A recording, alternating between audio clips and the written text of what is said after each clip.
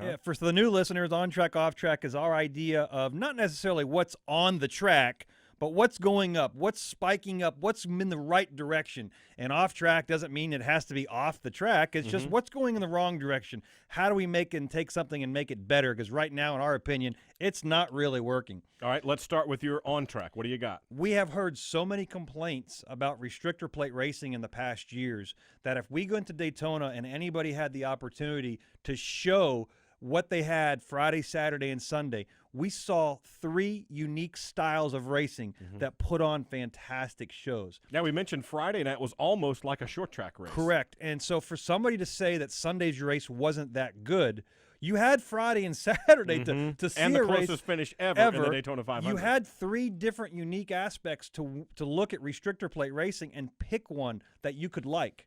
You weren't just locked into 3 races. They were different cars, but there were 3 unique different separations of action on how it worked out. Yeah. Sunday's race is about winning. It's about leading that last 200 lap, the last lap. Yep. So that race has a lot of strategy. The truck race is about just staying up front all day long. It's more about momentum. It's exactly right, because the trucks put on such a huge draft. You can't take the time to ride around. The Xfinity Series offers up a unique opportunity to kind of break a rule because we have, stay tuned to my off track. Oh, boy. We have the opportunity to push the car out in front, which we don't have and can't do in the truck or the Cup side so much. Because the bumpers don't match Right. up. So the uniqueness of all 3 days, it's really restrictor plate racing at its best. It doesn't give any better. It offers up more opportunities than ever. And if anybody walks away from one of those 3 races going, oh, I don't like restrictor plate racing, go home. Yeah. Well, okay, that leads into mine as well because I like the strategy of these restrictor plate tracks. Racing at the super speedways, you saw Denny Hamlin pull out and seize the momentum that the outside line had to go to victory lane. You saw Johnny Sauter play some strategy there, have to dodge his own teammate on pit road, and then if they're wrecking behind him, wind up in victory lane. You saw Chase Elliott and Joey Logano with a great duel coming down to the end of the Xfinity side. A little contact at the stripe there, and nobody winds up wrecking fortunately. But my goodness, the strategy, this is the type of racing to me that keeps you on the edge of your seat the whole time. Racing at a restrictor plate track, it's not one where you can kind of, go out and do a little yard work and pay attention a little bit and come in every now and then. That type of racing, when they're all bunched up, and I know it's nerve-wracking for the guys, the teams, the car owners, the crew chiefs, the drivers, everybody, but man, it surely is exciting. And to see those different types of strategy moments play out, like Chris Lambert just told us a little while ago, they had a plan going in to stick together with their teammates, and Denny at the end seizes that momentum, trying to block that line from getting up and taking over his teammates, and turns it into a victory. It doesn't get any better. I mean, when they put a plan into action, one of the Toyota drivers were planning on winning, and it looked that way with 1 lap, 2 laps, 3 laps to go. The only difference was the guy that thought he was going to win the race ended up finishing 14th.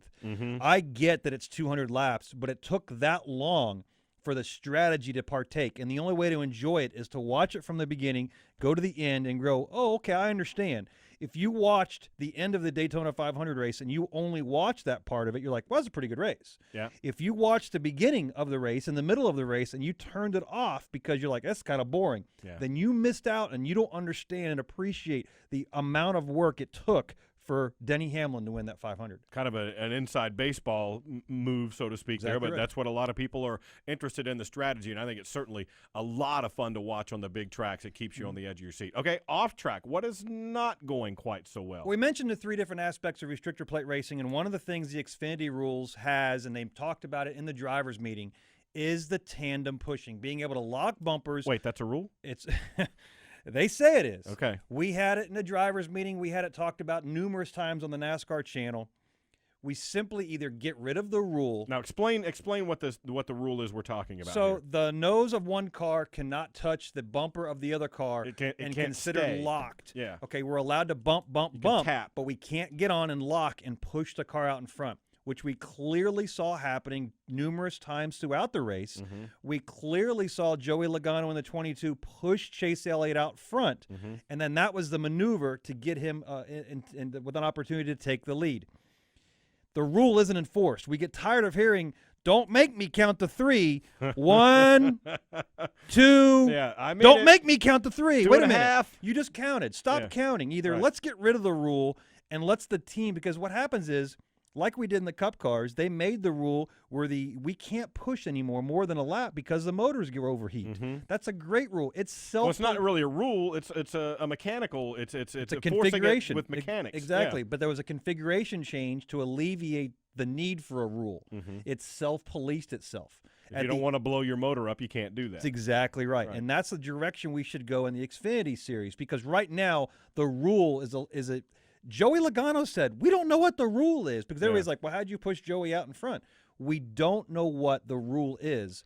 Because well, we saw the rule earlier on in years past some black flags for this situation, but we haven't seen it recently. And to Joey Logano's point, he also said, everybody's pushing, especially at the end. Are you going to black flag the whole field? How can you do that? Right. And last year we saw something unique, was the guy in front being pushed got penalized. He's like, wait a minute, I'm up here. I can't stop that guy. So it's a very weird, unique rule that we just need to alleviate.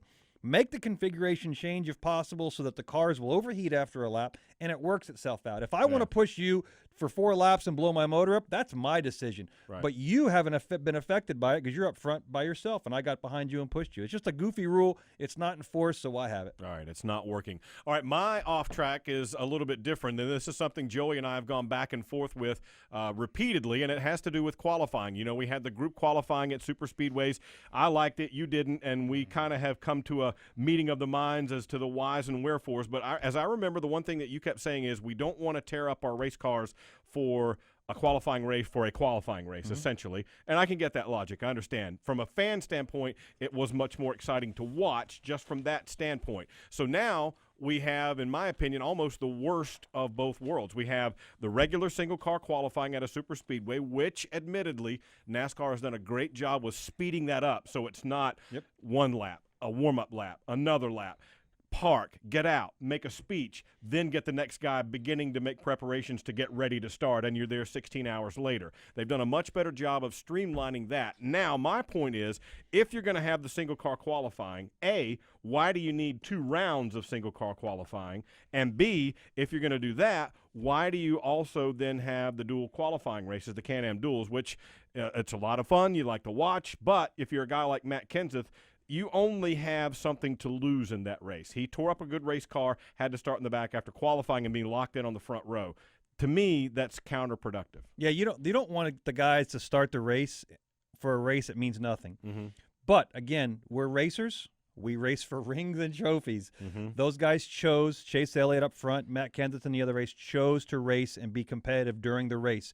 We did see Chase, once he got out of the front, be a lot more conservative and keep that car available for the front row. Matt said later on in his interview he wished the light bulb would have gone off a little bit earlier, and he would have pulled the plug and gone to the back. Educational point of our show: why do we have 2 races? No, why do we have 2 duels? I know, you told me. Go ahead, but tell them. In the late 50s, they ran a convertible class and a hardtop class. They ran them together. One race was the convertible qualifying, one race was the hardtop qualifying, and boom, we had 2 races. It's been that way since the late 50s.